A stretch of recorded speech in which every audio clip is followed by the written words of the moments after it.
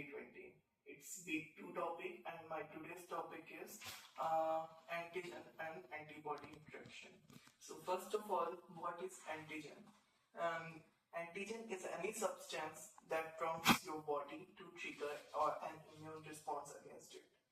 Antigens include allergens, molecule, moiety, foreign particulate matter, and allergens such as pollen that binds with specific antibody or T cells receptors.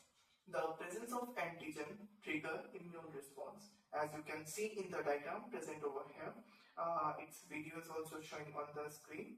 You can see that antigen binds with the antigen binding site present on the antibody, and this illustration of the diagram which you see that shows that how antigen induce immune system and responds by interacting with an antibody that matches the molecular structure of the antigen. And if you further see, antigen can be protein, peptides, that is amino acid chains, polysaccharides, chain of simple sugar, that can be lipid, that can be nucleic acid. Antigen existence, that is normal cells can have cancerous cells, parasites, viruses, fungus, bacteria. If we see, antigens are molecules capable of stimulating an immune response. Antibodies are Y-shaped proteins produced by the beta cells of immune system in the response to exposure to antigens. Each antibody contains a paratope that recognizes specific epitope of an antigen acting like lock and key. As you can see this as like this. This is our we can say antigen, and this is antibody. When they bind, that it's like it completely fits the antigen binding site in the antibody. So this is how we can say lock and key model also. This binding includes helps to eliminate antigen from the body either by direct neutralization, by tagging by the tagging for other arms of the immune system. If we see the comparison chart between difference between antigen and antibody, what is the difference between antigen and antibody? So first of all, if we see overview, antigen is a substance that can induce any immune response, and antibodies are the proteins that recognizes and binds to the antigen. If we see the molecule type of the antigen, that is usually protein, may also be polysaccharides, lipids, or nucleic acids, but antibody are mainly proteins.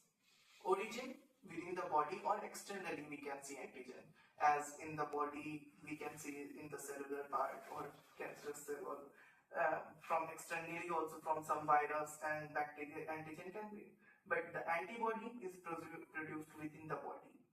A specific binding site is epitope of antigen, and the antibody specific binding site is paratope. And you can see the structure of antigen and antibody on the screen again.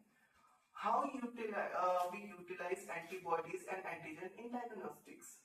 When infected with a pathogen, such as we can say example of SARS-CoV-2, the body produces antibodies that bind specifically to the antigens to help eliminate the pathogen.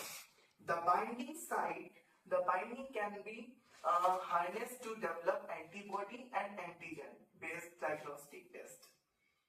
If we see an antibody test reveals if a person has already been exposed to an infection by detecting antibodies in their blood or serum. We will collect a blood and we will see that if any particular antibody is being released in the blood or not. If it's an antibody is present, maybe there is the chance of any infection. That is why antibodies are produced in the body.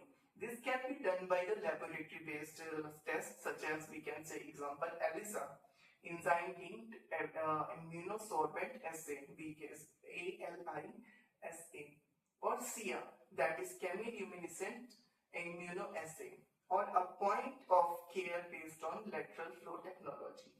Antibody tests are not usually used to diagnose current infection, as it takes the body some time to produce antibodies during the period before the adaptive immunity system kicks in. The fasting, I will tell about the adaptive immune system. Fast acting and non-specific innate immune response combats infection. A negative test result may occur if the test is taken too soon after infection, before antibodies have been produced by the body. False positive test results could also occur due to the cross reactivity.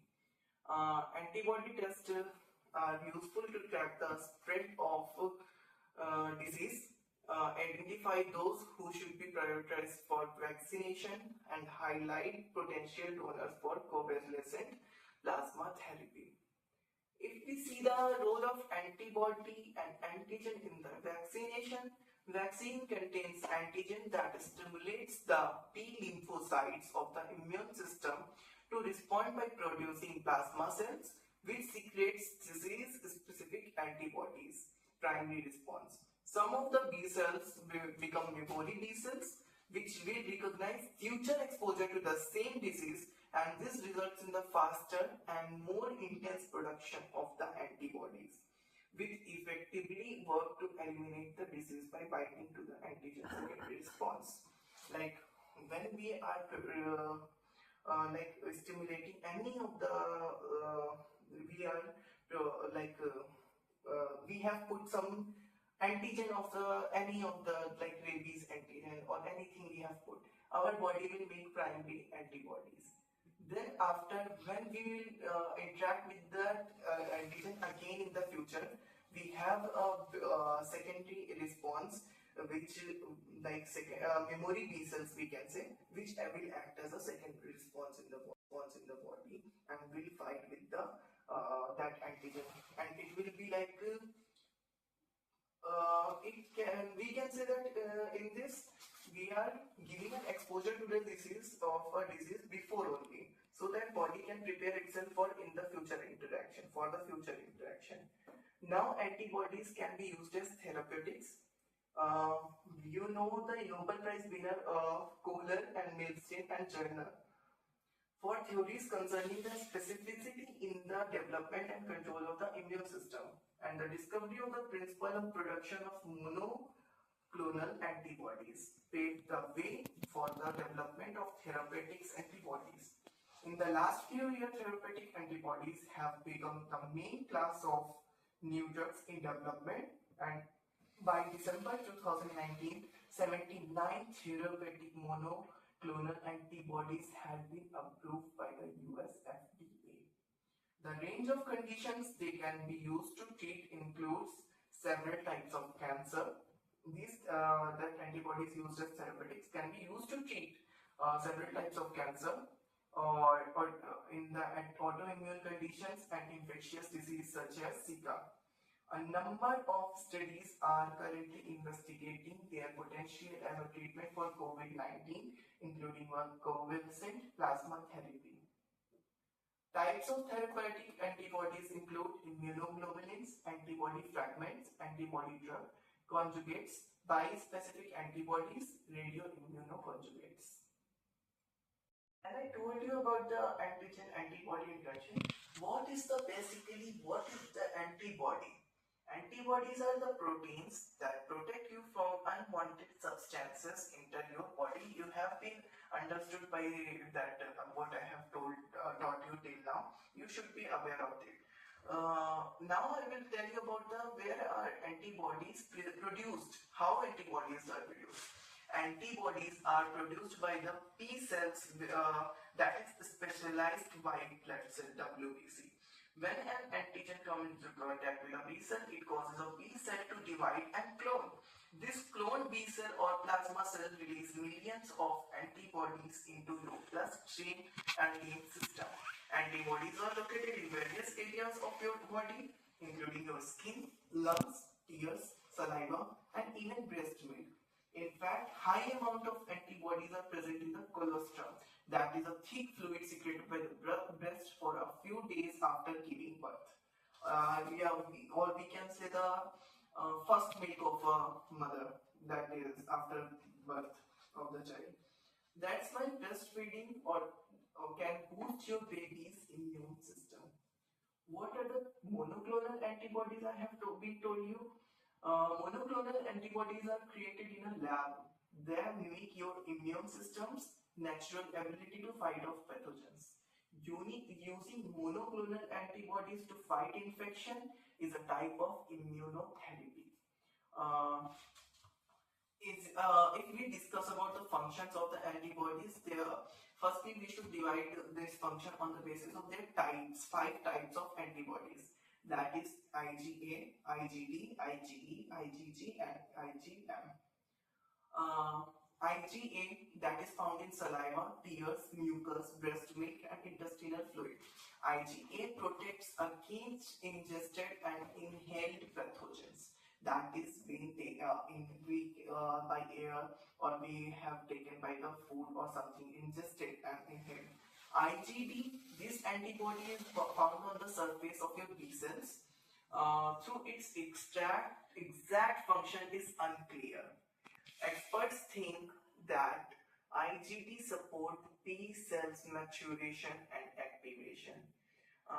IgE, that is found mainly in your skin and mucous membrane. IgE antibodies cause your mast cell, a type of white blood cell, to release histamine.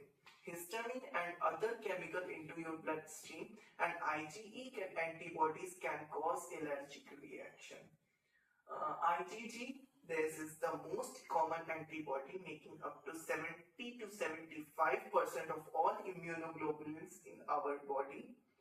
It's found mainly in blood and tissue fluids. IgG antibodies help protect your body from viral and bacterial infection. IgM found in your blood and lymph system. IgM antibodies act as a first line of defense against infection. This is the first line of defense. Please remember this line. IgM is the first line of defense. They also play a large role in immune system.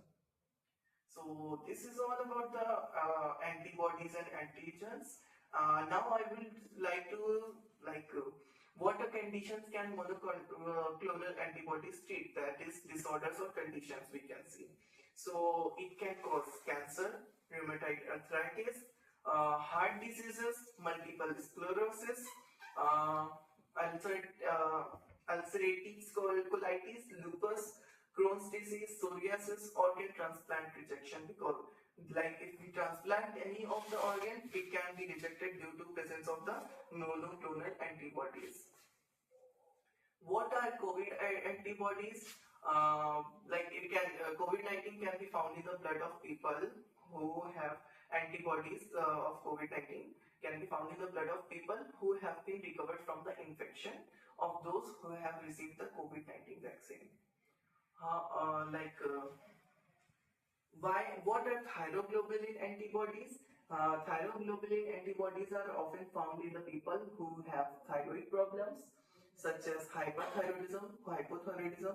These antibodies target thyroglobulin proteins, precursor of thyroid hormone, and can potentially destroy the thyroid gland. Now, autoantibodies. What are the autoantibodies? Also known as autonuclear antibodies, ANAs. And autoantibodies target normal proteins in the cell nucleus. Autoantibodies mistake normal, healthy protein and dangerous and unwanted. As a result, your body begins attacking itself. And most people have a small amount of autoantibodies in a large quantities. However, autoantibodies usually indicate an autoimmune diseases. That's all I want to say about the antigen and antibodies, and we have discussed about some disorders also. We will meet in you next week. Thank you.